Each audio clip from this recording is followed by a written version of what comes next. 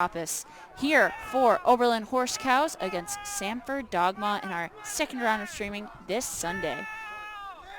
And we are getting right into it. Game time is here and ready. Oberlin receiving the pole to start the game.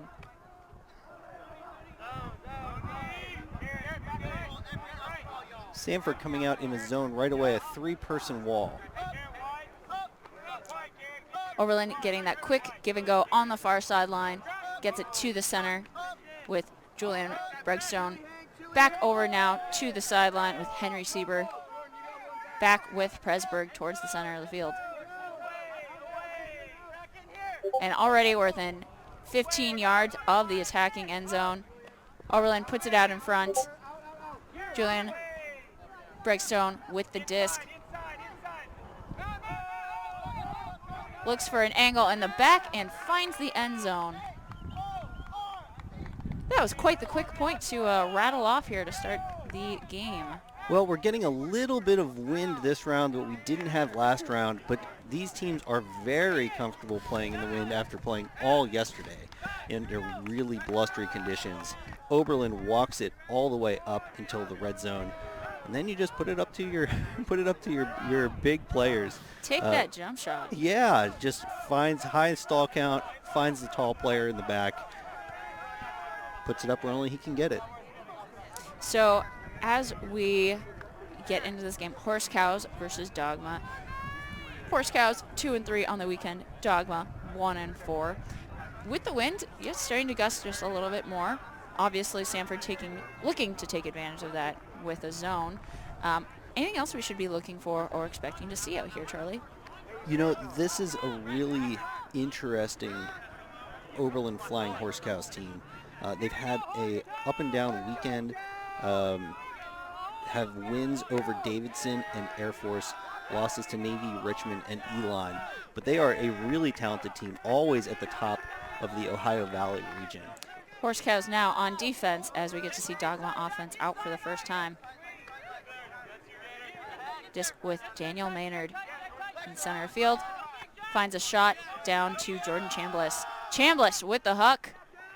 Intended receiver, Josh Bowers, just a little too far out in front of the receiver. That's what Samford wants to do. They want to get it to Chambliss, who is absolutely going to try to shoot it. Chambliss here on mark. Horse Cows with the chance for the break. We see a huck go up. Horse Cows attempted grab there. And looks like potentially some discussion for a foul call.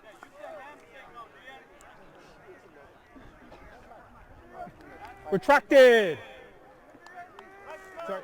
Foul retracted. That makes it Samford's disc. Garrett Payton took a really nice route to the disc, laid out, got a very small piece of it. That's all he needed to deflect it away.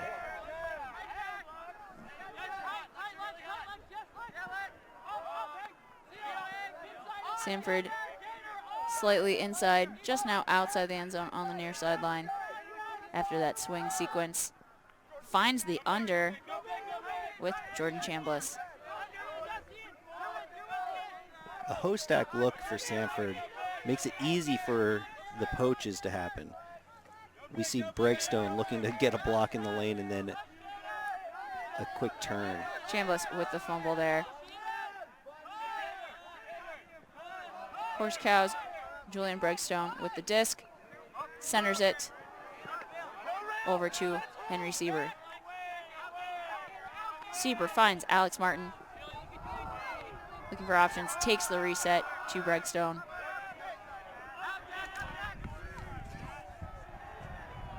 Sieber looking, finds an upfield option in Sieber.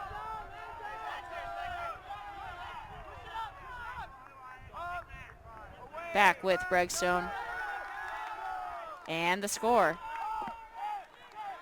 You can see in the early goings how comfortable Oberlin is throwing little slotting passes to players in windows that you might not expect. We got to see it both against their zone defense, Samford's zone defense, and then now against a person defense.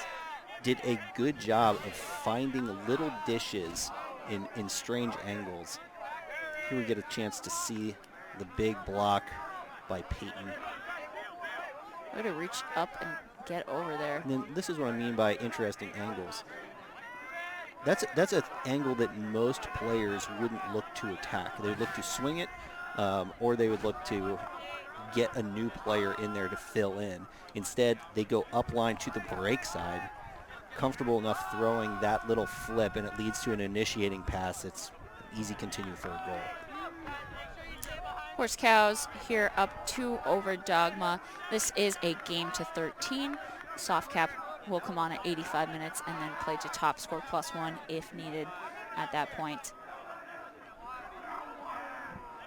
Oberlin to pull again to Samford. And the pull is up. Bit low, makes about 2/3 of the field. Samford up and passing. Finds the hands of Ian Wilson. Wilson over to Matthew Fazzolero. Fazzolero activates the reset. Finds Daniel Maynard. Maynard to Chambliss. Chambliss throws the up line. A little too far for the intended receiver.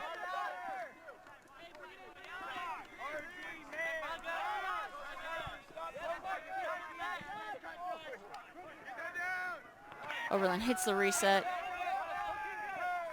An attempted swing goes wide. Incomplete. Samford's disc.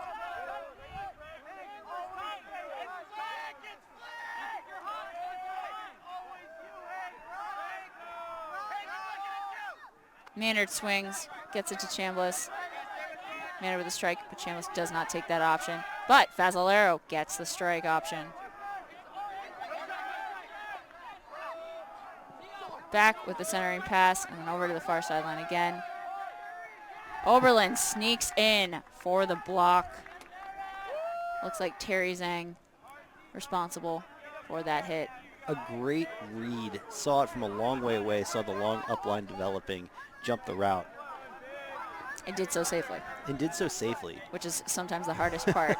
It's really important if you are looking somewhere else and there's, the upline is worried about catching the disc. They're not going to be able to see where you are. It's up to you to avoid contact as the defender there.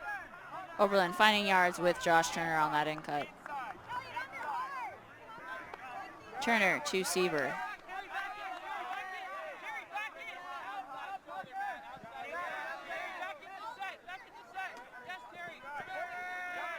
Taking time, takes the scuba reset to the center, and huck option is initiated. And we get the score. Oberlin to Oliver Vickers-Betzworth. And a quick 3-0 lead for Oberlin. Just like that. They look comfortable. Another interesting wrinkle to this Oberlin offense. We talked about the different ways they're comfortable resetting the disc. Again, the safe poach block there. We talked about the ways that they're comfortable resetting the disc. They are throwing what is known as a thrower-initiated reset, which means that the defender and the reset are completely stationary, and the thrower will make the receiver move by throwing it. So completely stationary target in the backfield. We saw a scuba thrown to it. The defender was far enough off that they felt safe doing that. Scuba to a hook to a score. It's not a bad sequence here. And as the teams take a timeout, we will also take a quick break.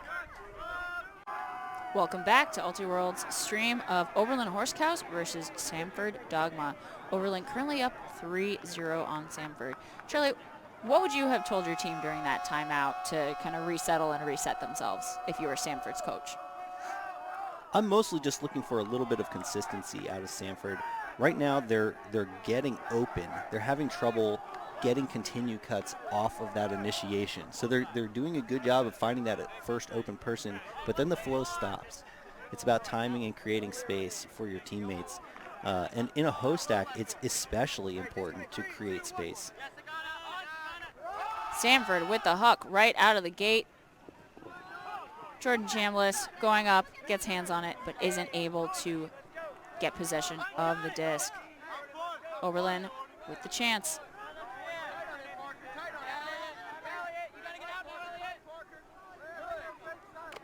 Oberlin finds an open Colin Cahill. Looking for a reset option. Resets. Brought in and maintained. Lots of active mark work from Parker Friedman. Oberlin pushed back into the end zone on the far side. Disc is up. Heads up grab there from Sagana Ondande. And another bid out from Alex Martin, keeping the disc off the ground and live for Oberlin. Cahill with the disc in the center of the field, looking for downfield options, takes one. Oberlin running a little bit of station-to-station offense right now as well, having trouble getting initiation to lead to any sort of downfield movement. Cahill finds the far side in the end zone for the score. Looks like Elliot DeGrace brought that one in. Oberlin up 4-0. Great start for Oberlin. You have to be thrilled. We're seeing a good rotation of players coming through, too. They're running different D-lines again and again.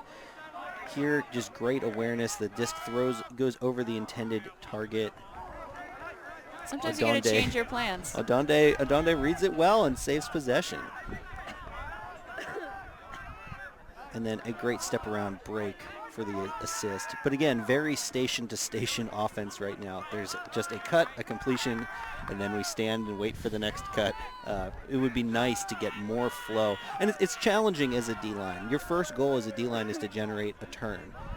You can't get a break without a turn. So they're doing their job in terms of getting turns, and they're doing their job in terms of getting breaks 3 in a row.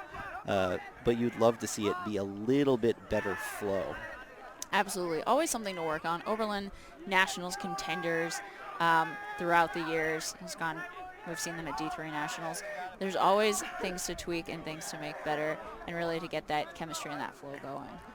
The Ohio Valley is an interesting region. There tends to be only one bid, but a group of teams that is consistently ranked inside the top 20. So it leads to a very competitive region in terms of who takes that to nationals, takes that bid to nationals. Samford on offense, center to Matthew Fazzolero, looking for his downfield options. Managed to save that. Jordan Chambliss clapping and catching.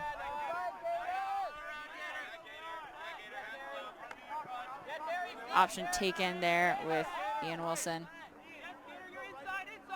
Looking downfield. Maynard finds Chambliss. Chambliss grabbing Ian Wilson just outside the end zone. Looking for a score as a few resets dance around. Maynard. Back to Maynard. Doesn't take the strike. Finds the reset instead with Chambliss. Maynard and Chambliss playing catch. Working Fazzolero.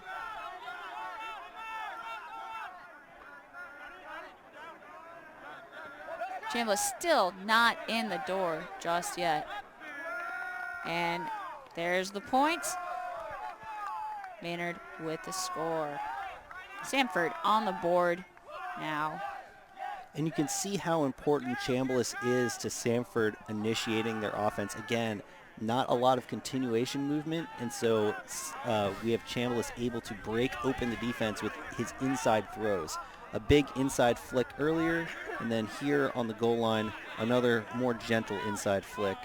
High release. Easy little S-cut for a goal. Almost had elements of a push pass. A little bit, yeah.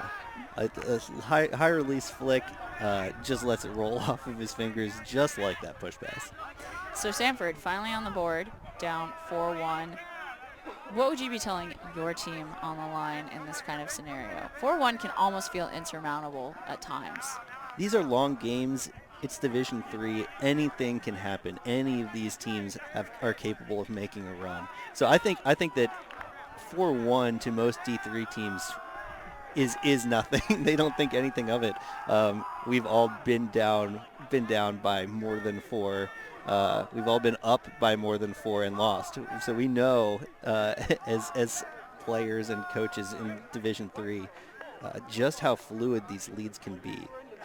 Absolutely. Definitely not time to let off the gas pedal for Oberlin. Coming out here on offense now, receiving this pull from Samford. Centering to Vickers-Batsdorf. Gets it to Cahill. And a block. Looks like Josh Bowers there got a hand. And just like that, Samford's disc. They were through the zone. A little bit of a hesitation is all it took for the defender to catch up and make a play. Maynard with the disc sends it to the near sideline with Bowers. Oberlin almost there with the block, but not quite. Disc with Garrett Payton back. And a little too low for Chambliss to get hands on that Oberlin's disc.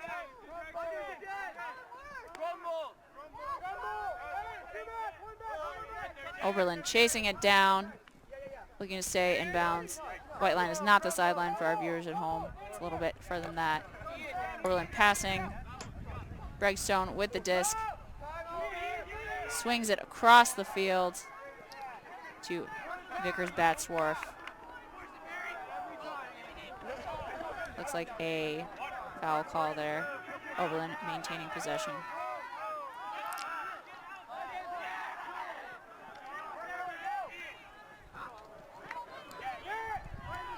On the far sideline, it's up, but Oberlin comes down with it. Vickers-Batsdorf for the score. An interesting possession for Oberlin. A few gigantic swings. One that was tailing out of bounds that the receiver had to go chase. Another big blade that was in the air for a long time. And then after those two giant swings, jamming it right down the sideline. So two contrasting styles within that same point for Oberlin. So we take a look.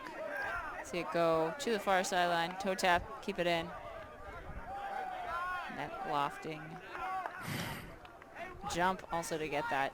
Good awareness by the Samford defenders to both be in the play but not to cause any contact. And we do feel the wind here, maybe a little gustier than our last round. Nowhere near as gusty as yesterday's streams on Saturday of FCS D3 tune-up. But definitely teams will have to account for it. Might just tweak their throws a little bit in order to make sure that those big bending throws work out the way that they intend. That's right. Just another thing to think about. Every bit is a thing that you need to factor in. Everything from your opponents, your teammates, and your own strengths, and then, of course, weather, temperature, how many points you've all played, and then the wind is, of course, the most notorious factor. And as a coach, you'd like to tell your team, it's an uncontrollable, right? Mm-hmm. It's something that you can't do anything about, so you just need to factor it in when you play. But you can't complain about it. The other team is playing in the exact same wind. That's what you look at that coach speak, Sam. You're ready. Samford with the disc, bring it to the close sideline. Chambliss looking for downfield options. Takes the huck. Intended target Garrett Payton. Disc doesn't quite have enough energy to get there. Oberlin's disc about a few feet, a couple yards outside their own end zone. Majority of the field to go from that far sideline. Fakes the huck. Instead, looking for the reset option. Takes the downfield look. Unable to complete. Samford's disc just a few feet from the end zone, and they take advantage and use it. Josh Bowers with the score. And there's a fast break. We've talked throughout our broadcast about how important fast breaks can be. And we haven't really seen too many teams willing to fast break. They've been wanting to slow it down, get set up. But you see there the advantage of fast breaking. The quick turnover, there's only two players. We see the turnover first. There's only two players in front of the thrower. So there's not a lot of traffic. The defense isn't ready to play defense yet because they had just been playing offense a second earlier. And it's an easy setup. It's an easy goal for Samford without having to go through the teeth of the Oberlin defense. Knowing when to up the speed versus when to take your time is definitely something you have to develop as a player. And I think takes years to truly know. But when you can spot an opportunity and take it like that, helps to get more points on the board that way. Sure, and different teams have different styles. Some teams want to fast break all the time. Some teams want to set it up and relax. Beautiful day for watching Ultimate. Maybe a little bit chilly, but it's been really a lot of spectators out. It's a beautiful complex, and it's a good place to watch sports.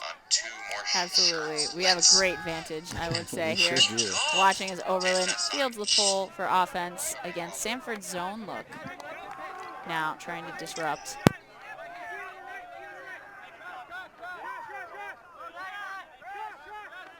It's on the far sideline now. Oberlin looking through the cup. Takes the sideline option. You get a swing around the back and a swing closer towards the center of the field. Bregstone sends it off forward, back with Bregstone. Over to the side.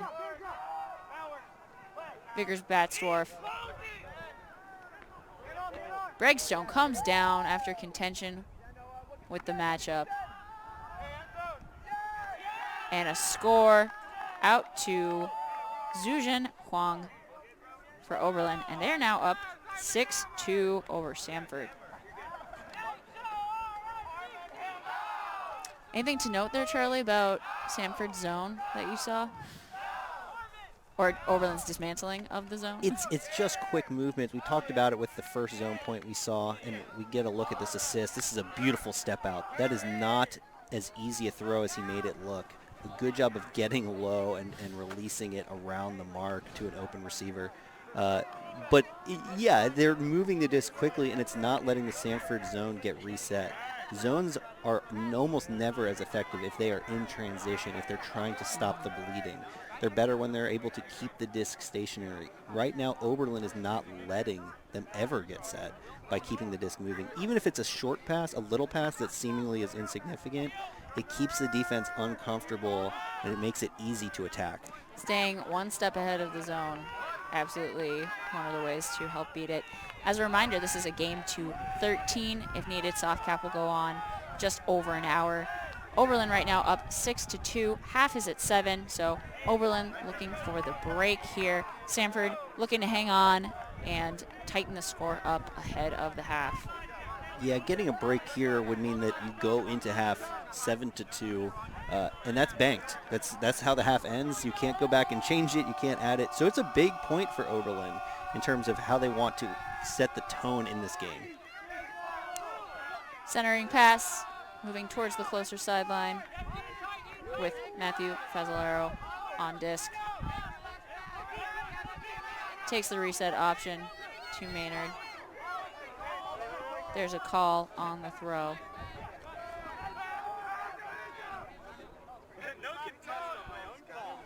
Looks like no call. Disc remains with Maynard. The retracted stall call there.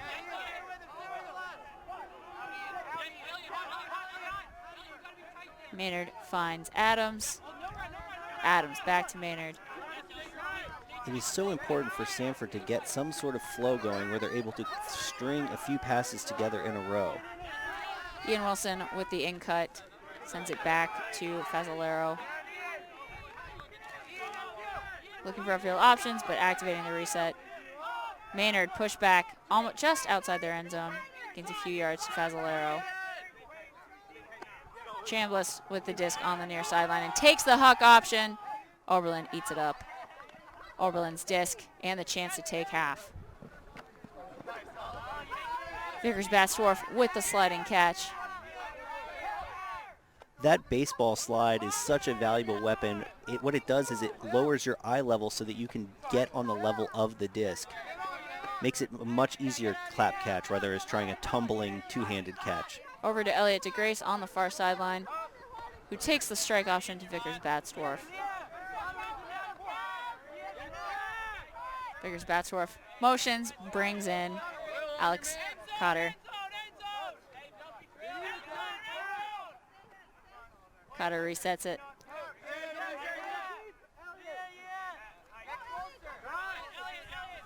Reset activated. Back towards the close sideline. Sends it back. Oberlin maintains. some discussion going on. Incredible layout regardless. A great effort, an overthrow of Vickers Batsdorf on the upline, and a great layout attempt to save possession there. Is he injured or just resting? I hope resting. Seems like resting. Sometimes you do get the air knocked out of you.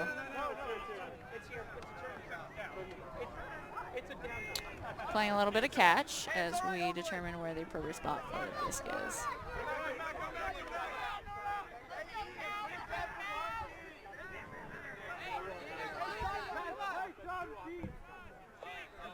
They're going to call the disc down. Incredible effort there, but it will be Samford's disc just outside their defending end zone.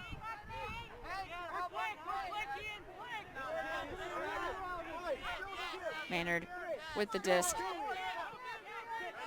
A good mark here. Reset to Fazzolero. Pushed a few yards back into the end zone. Chambliss not able to hold on to the disc. Oberlin right here at the edge, looking to take half.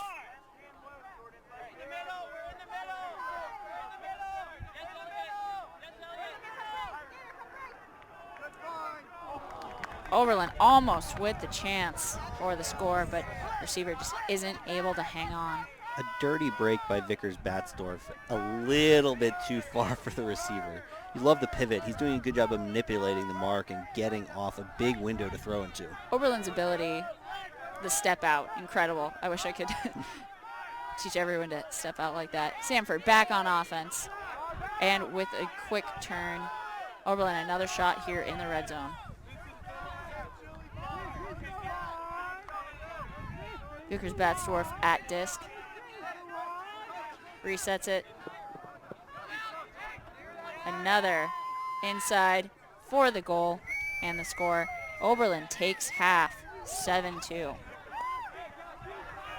A quick and clean half. There seems to be some sort of discussion, but the observer has ruled it in. The observer did rule in, yes. Points. Yeah, this means he's established possession, and if he drops it after that, it's okay.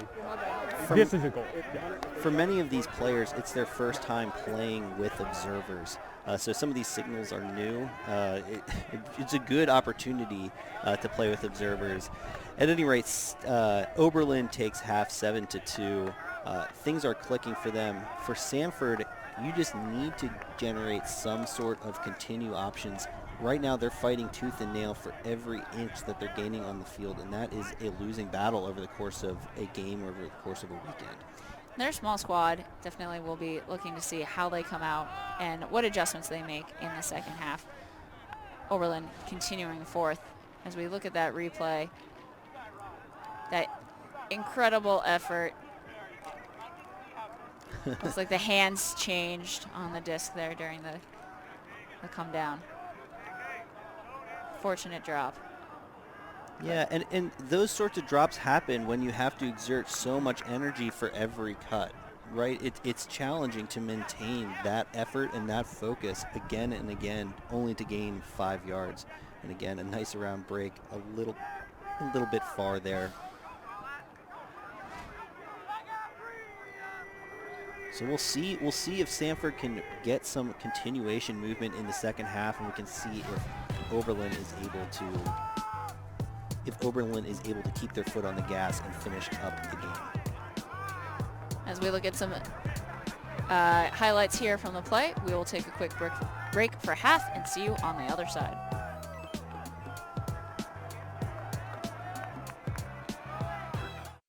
Welcome back to the UltiWorld live stream of FCS D3 Tune-Up, presented by Spin Ultimate.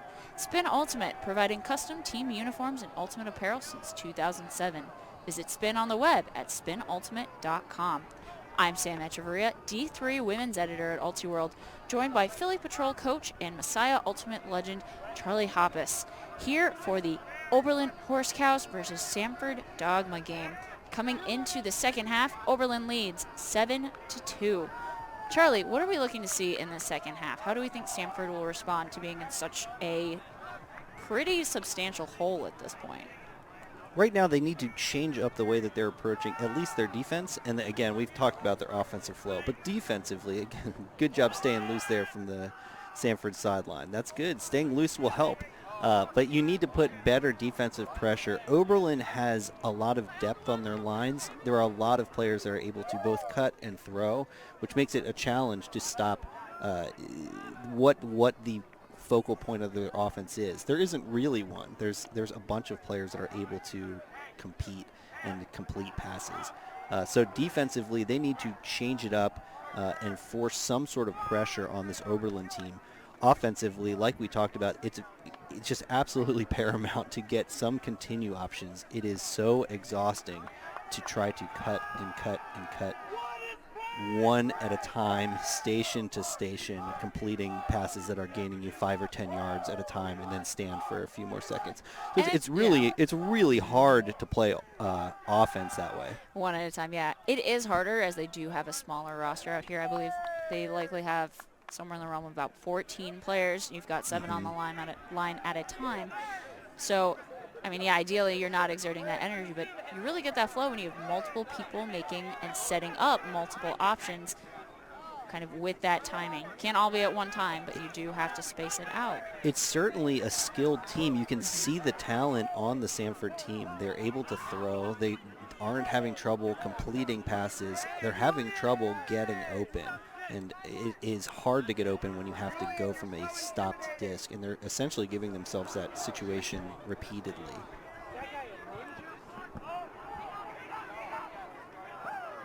And as we see here, it's a beautiful, beautiful day in Advance, North Carolina. Sunny, cold, not too windy at this point compared especially to Saturday play. Here, Sunday, in the match play, we're enjoying. It's heated up all the way to 42 degrees. Absolutely incredible. And it is warmer out there on the turf compared to the booth. I think players will be enjoying the sunshine and playing ultimate with their teammates here as Samford receives to open the half. Parker Friedman with the throw. Great Peyton catch by with Peyton. that catch. Great catch by Peyton. Some sort of call here.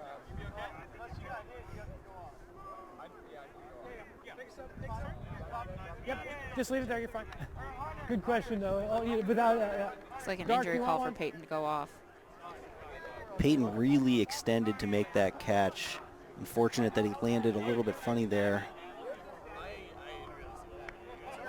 Great catch in traffic by Peyton. Absolutely under pressure like that. Didn't blink. Instead, we now have Hunter Adams in. Looking downfield. There's a little too high for Jordan Chambliss to get. Horse Cows back on offense. Centering pass to Henry Sieber. Sieber to Bregstone. Push back a few yards with that reset. Finds the underpass, but it's over the intended receiver of Alec Perlow.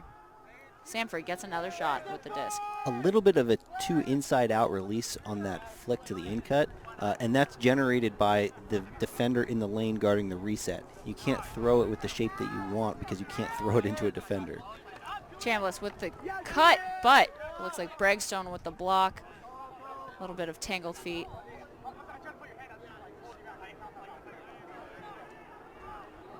Uncertain if call or... Okay. Let's listen in.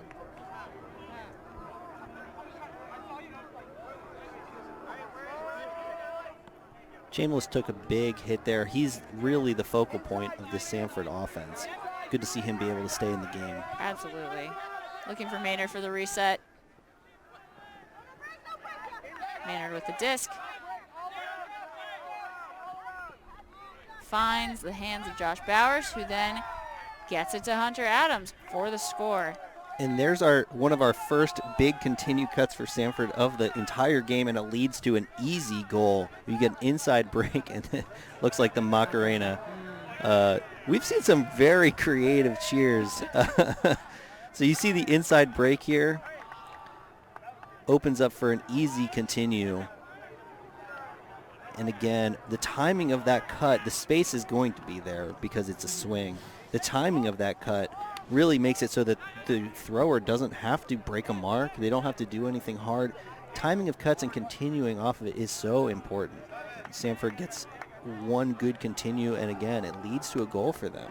Reminiscent of Portland's really great continuation and timing work yesterday on the stream. Here now, Samford. Seems like maybe they're getting back into their timing and getting some of their mojo back this side of half. They're now pulling to Oberlin, who will get a shot to see if they're able to hold or if Samford can take a break. We will see what kind of defense they come out in. They've come out in that three-person zone look that Oberlin has gone right through. I'd love to see either a different zone or a different type of person-styled look from Samford here. But sometimes you don't have that luxury when you have low numbers. Sometimes you have to run certain defenses just to keep everyone healthy and running on the field. Pull is up, drifting, and out the sideline. So Oberlin will be able to take that nice and close to our camera down on the field. Be able to take that over towards the center and begin from the brick mark. Live action. We're doing sports in real time here. Oberlin with the little dish.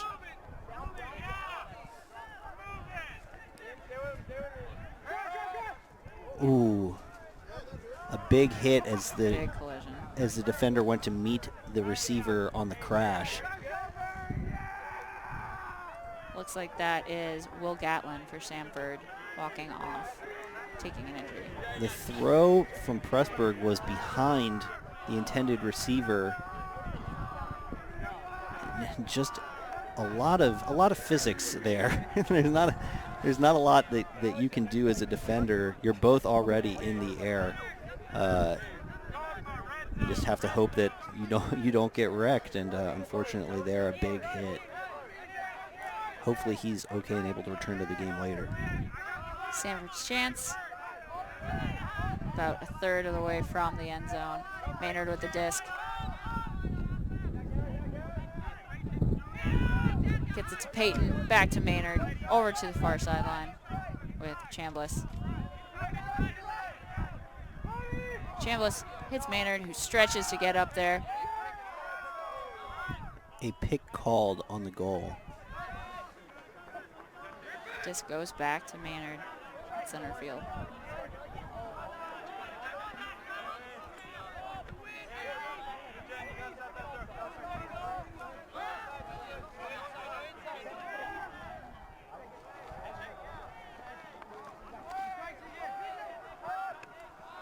Maynard with the strike for the yardage gain. Swing over to the side, near sideline. There goes the break cut. Samford with the score in their first break. And Samford's zone made a subtle but important adjustment. It was the same zone that we've seen, but they've paid attention to how Oberlin's been beating them with those short little through passes. So they are able to crash and get a turnover. And then they've left themselves with a short field. They're struggling on offense, so getting a short field with which to operate makes it easy for them to convert their first break of the game. Absolutely. Great adjustments out of halftime for Samford. Steven Rimersma with that goal. And all of a sudden now we were at 7-2 coming out of half. Now it's 7-4. Definitely Samford still working their way back into this game.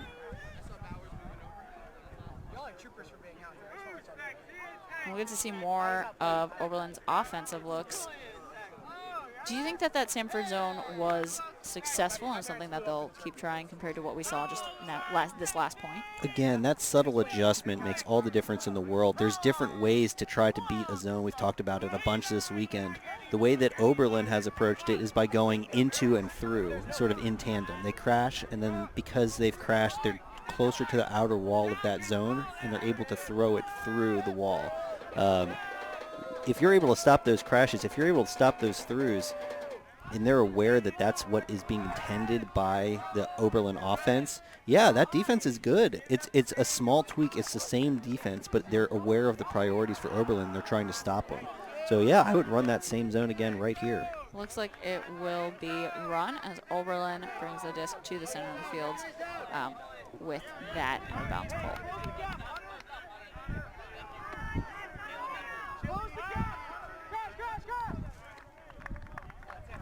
Breakstone with the disc on the far sideline, looking for options. Gets it back quickly and takes the deep shot. Looks like that was just a little too far and out of bounds for that to be brought in the end zone. Samford with the disc and the full field to go here. Or rather, not the full field. It looks like the disc never came back in. So the disc will be moving quite a ways up. Almost at midfield. Maynard with the throw to Bowers.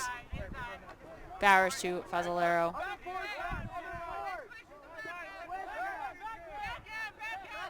Maynard back with the disc.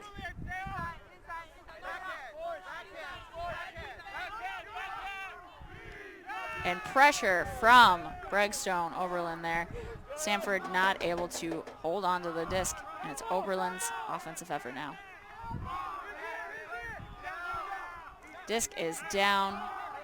Throw just a little too low. Samford back on O. We've seen a few really nice inside breaks from Vickers, Batzdorf. That time just gets away from him a little bit low, a little bit behind the receiver. Chambliss with the disc on the near sideline for Samford, just over halfway down the field. Bauer sending it to Chambliss, who immediately sends it to Fazzolero, moving it through the backfield, across the field, back to Chambliss, losing a few yards. And still no continue cuts for Samford. You see the frustration building for Chambliss. Fazzolero with the disc. Attempts to hit Maynard with the inside as he cycles back in. A little too low and too ahead. I think everyone who's played Ultimate has seen a handler yell, "Cuts! Where's my cuts?" We're starting to see that a little bit with Samford here. Oberlin finds a nice, easy pass through the middle, and it's Breakstone up and in with the score. Oberlin scores their first point of the half and takes it up 8-4. What a talented O-line from Oberlin. Pressburg, Breakstone, Vickers, Batzdorf. It's a really competent group of players that's able to beat you in a myriad of ways. Here we've seen a lot of Breakstone in the backfield shooting, and now we see him scoring a goal. So it's not afraid to go up and work in the end zone. It's good to have a mixture of talents like that. It makes it easy. It makes it hard for other teams to game plan. It makes it hard for other teams to know how to win that matchup. Oberlin Horse Cows up 8-4 over Samford Dogma. We are about 35 minutes away from soft cap, at which point, if needed, the teams will play to top score +1. And again, if you're just joining us, that's a new rule this year. There's a bunch of new rules in the 12th edition of USA Ultimate's rule book. So one of the most fascinating ones is the change to those cap rules. Absolutely. And here we see Oberlin getting ready for the pull.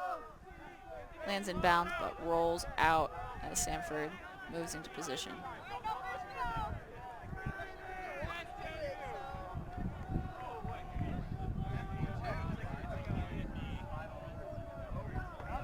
Wind picking up just a little bit, still not windy, but a little bit of a breeze.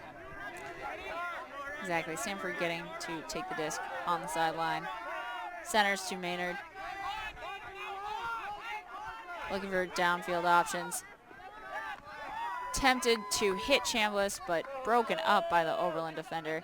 Oberlin back on offense, just over halfway towards their attacking end zone. Catch near the post sideline. A lot of traffic, but Oberlin makes it look easy, able to reel that in. Number 32 there. Josh Turner with the score. see that defensive effort. Noah Zobel with the block and then the assist. A great two-way player for Oberlin. It looks like Chambliss was actually shaken up by the defensive pressure more than anything. It's hard when you only have 14. You're playing many, many points in a row, working really hard. As we watch Oberlin have some fun on the line. But it's hard, and Samford is doing their best to grind and stay in the game with Oberlin. These are long tournaments, Sam. They've been out here for... This is game 6 for both teams, I believe. Game 6 for each of these teams, and it takes a toll. The legs is obvious. You know, these players are running, you know, literally dozens of miles in a weekend. And you're sprinting for a lot of those miles, and you're changing direction, and you're laying out. So it's obvious that the toll on the body is going to be a major one. What a lot of people don't realize is the toll on your mind and your concentration over the course of a weekend. It's hard to maintain focus for hours on end in windy conditions, in cold conditions, as you're running dozens of miles. Playing Ultimate is hard. These tournaments are grueling. Samford back on offense. Josh Bowers with the disc, gets it to Maynard, who takes the huck shot, looking for Chambliss. 2 Oberlin defenders. Some contact during that effort there. A big like a bid foul call in the back. First of all, it's a foul. No contest. Goal. Foul, no contest for the score. Big bid in the back. Got the disc, but also got a lot of Chambliss. That was quite a lot of contact. Let's take a look. Maynard with the huck.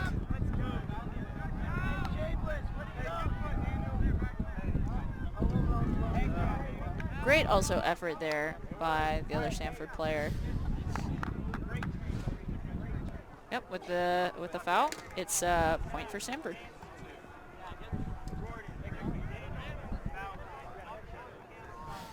And when you're struggling to initiate, throwing up deep shots, and we get a look again at the foul. Great call by the observer. It was hard to see from our angle, and great work by our camera crew. It was hard to see from our angle that Chambliss did stop rotation, and then we see from that angle that not only is he hit hard, but he did indeed catch it and stop rotation.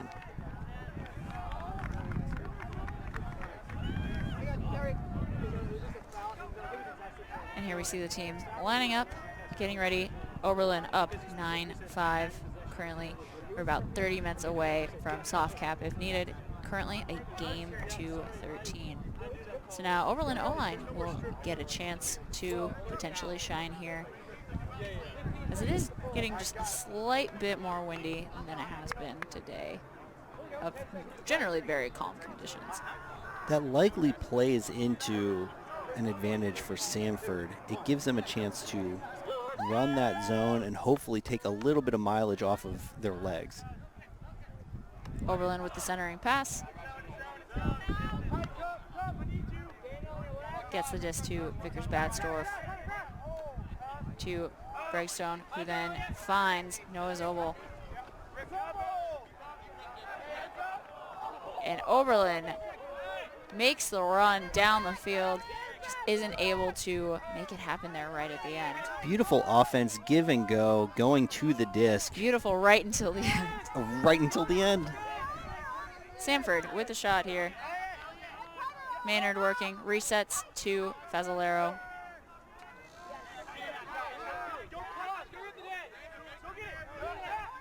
Reset back to Maynard. They are pushed several yards back within their defending end zone. It looks as though it may have been a stall call by Pressburg.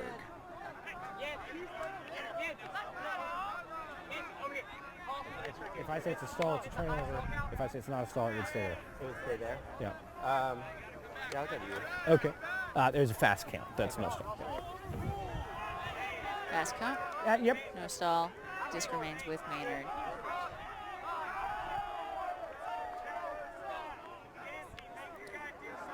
We're in Callahan country here.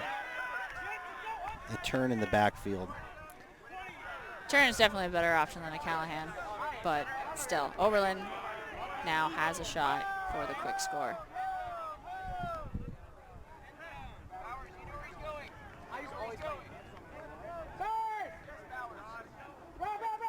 And little jump in. They get the score, go up 10-5. Eli Pressburg, some more great D-line offense from the backfield. Absolutely. The pressure that Oberlin placed on Samford there in the end zone. And here's them, again, breaking through that zone. All of it goes so right. They're completing passes. They're running through. They're going to each other, which is really important.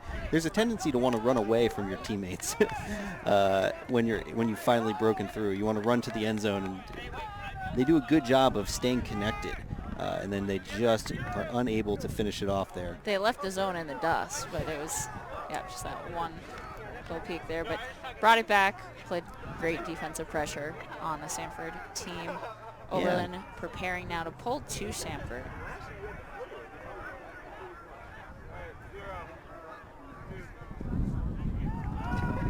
The wind picking up just a little bit here. Not as effective downfield as it is up here in the booth, but still definitely playing into conditions this weekend, something that both teams get to contend with. Oberlin with the pull. And it rolls. Samford is just outside their end zone. Maynard and Chambliss playing some catch in the backfield together. Finally, some good flow from Samford, and it leads to a huck opportunity. Chambliss with the huck. Maynard not able to chase that down quite fast enough. And you know what? That's a good possession for Samford, though. They did a good job of moving the disc well, and then they created a scoring opportunity. And look, the hand block leads to a short field. How about it? Huge, huge opportunity for Maynard, who right away finds Josh Bowers and takes in the score. And again, the fast break, and again, another goal for Bowers on the fast break. Doing a good job of knowing that the disc has turned over, finding the space before he is being covered. And that huck opportunity, I mean, the hand block, incredible. Gives you a tiny field. But still, they would have forced Oberlin to have to walk it the entire field as well. Right. Not a bad choice to make. No, certainly better than the short field turnovers they've been having. Great mark by Maynard. Steps out, fired up about it. And again, one of these teams is ready to play offense. The other team is not yet ready to play defense. Especially for a team that's struggling on offense, and Samford has been. That fast break, they've now had 2 goals where they've had somebody pick it up without a mark on them and throw it to somebody in the end zone without a defender on them. That's 2 of their 6 goals. Fast breaking works, people. They're finding a lot of success this half. I mean, we went half at 7-2. It's now 10-6. If Samford keeps making opportunities like that, both making and taking them, they can definitely get back in this game. Oberlin preparing to play offense now. Has the wind changed from yesterday? It seems to be coming from our backs going to the far sideline that you see on the screen. Not quite sure if it's directional beyond that. I'm not sure if it's left to right at all. And Oberlin centering, getting to the far sideline. Finding Pressburg, or rather Bregstone. Bregstone with the over the top to Noah Zobel.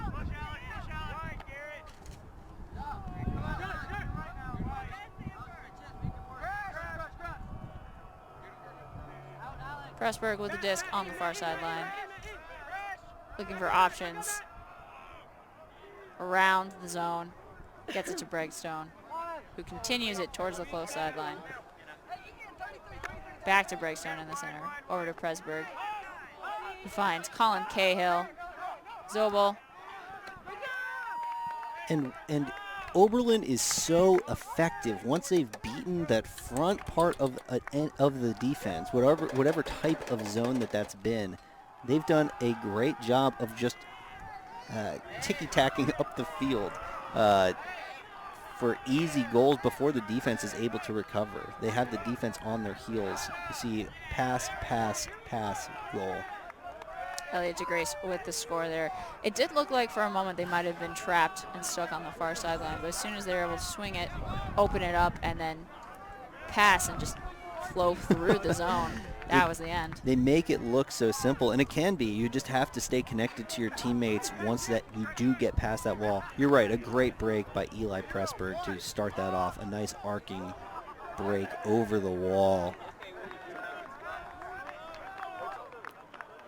Oberlin in the driver's seat for sure here, just looking confident and comfortable, even through a strong second half by Samford. Oberlin Horse Cows up 11 over Samford Dogma 6. This is a game to 13. One of my favorite names in the whole sport in any division, the Oberlin Flying Horse Cows. Quite the name. We have quite a bevy of interesting and storied names in the D3 division, much as D1, but I think D3 names are absolutely cream of the crop. The Horse Cows have been around for decades, too. They're one of the oldest D3 teams, if I remember correctly. Quite a few storied programs out there in D3. Obviously, D3 was created back in, I believe, 2010, but they've been playing and bringing Ultimate to the Ohio Valley for quite some time. Samford on offense. Disc with Chambliss, gets it to Maynard. Maynard takes the huck option, looking for Bowers. Oh, what a sequence. Bowers with the score. Unbelievable concentration from Bowers. He misreads it. It bounces off of his hands. He ricochets into a defender. The disc ricochets into a defender. He counts it, catches the bounce. Looking forward to seeing this replay. Upline, so a little bit of initiation here that leads to a huck. Just takes it away from the defender. Great concentration. And with the raised hand, raised disc. All smiles. Gotta feel good about that one. All smiles for Josh Bowers. That's a good play. That will be a highlight, I think, of the tournament. Can't forget that play. Bowers has found his way into the end zone a few times. We talked about his potency as a fast break option for Samford, doing a great job of finishing there on a deep cut as well. Again, Samford getting a little bit of initiation, just that upline creating a look for them. Absolutely. Their offense, I think, is starting to click a little bit more here towards the end of the game. They're now on defense, looking to take a break. Oberlin wanting to grind closer to the end of the game as they field the pole, center it, send it back to the far sideline, getting that motion. This with Cahill. Look how ready to throw Oberlin is once they get through. They catch the disc and they're already knowing where it's going to go to next. Bregstone centers it, swing, in traffic, but Cahill grabs the disc. Crash brings the disc forward a few yards. Swing back to Cahill there in the middle, and easy slice gets the disc to Henry Sieber. Cahill putting in a lot of work in the middle of that zone in that sequence. And again, it's hard to find a matchup of how to stop Oberlin. You have to have a team defense because everybody is capable. Again, they are ready to throw whenever they catch the disc, and that readiness is leading to good options. The downfield players are worrying about being in the right spot, anticipating where they're going to look once they catch that disc, and so they're presenting good options. There's a lot of just connectivity, again, in the secondary of the Oberlin offense against this Stanford defense. No one held on to that disc for more than a couple counts of the stall. As we look at the Oberlin sideline, they're all smiles there, game points, game to 13 here as they lead 12-7. Let's see if they can finish it with a break. You only get one chance to win on defense. So if you're a D-liner, and we know some of you out there are, per the internet, this is your moment, all right? This is your chance to walk off the field in glory. It feels great to win a game on D-line with a break. It does. There's nothing quite like that, except for a nice hold, maybe. We want to. Those we of want you to O-line types.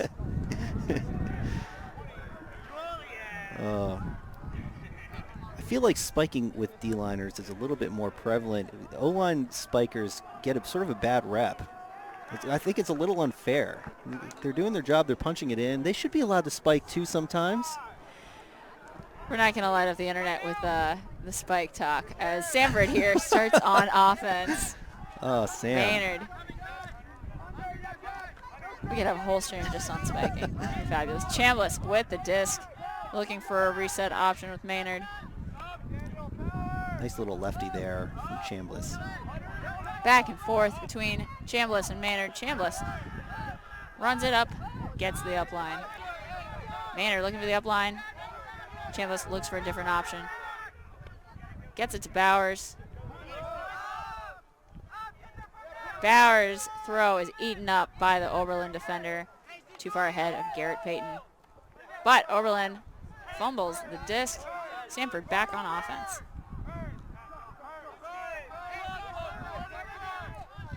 Chambliss with the disc. Hits Maynard near the close sideline.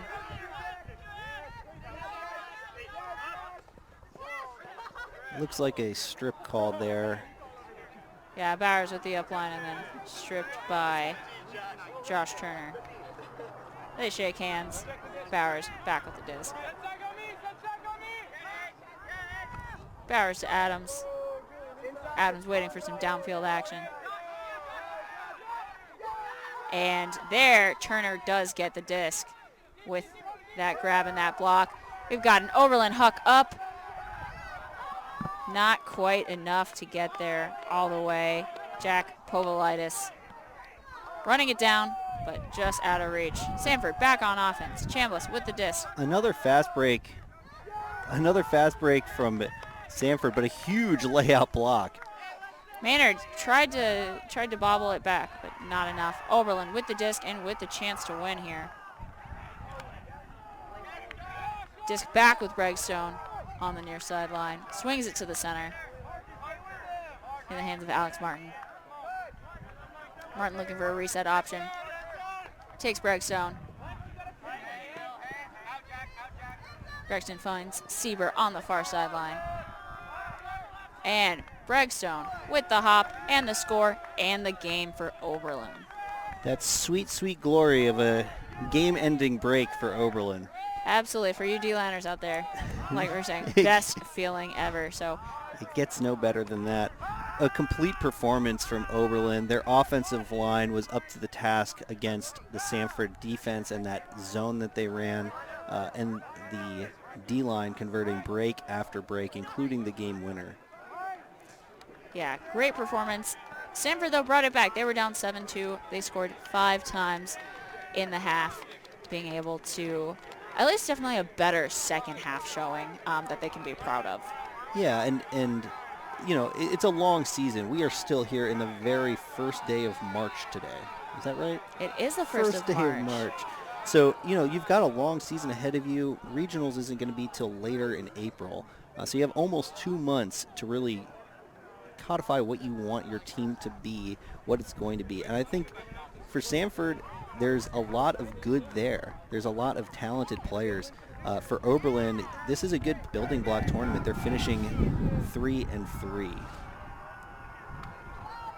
So as we take a look, that bobble, effort by Maynard to keep it up, but great block there by Oberlin. Sieber, great block. Look at the route for Sieber. Great Just route. jumps the route, puts his body on the line. And Sieber with our play of the game there.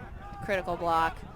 Great effort by Maynard, but just can't play. It's hard to play a disc like that. Picks it up and is able to initiate the game-winning goal as well.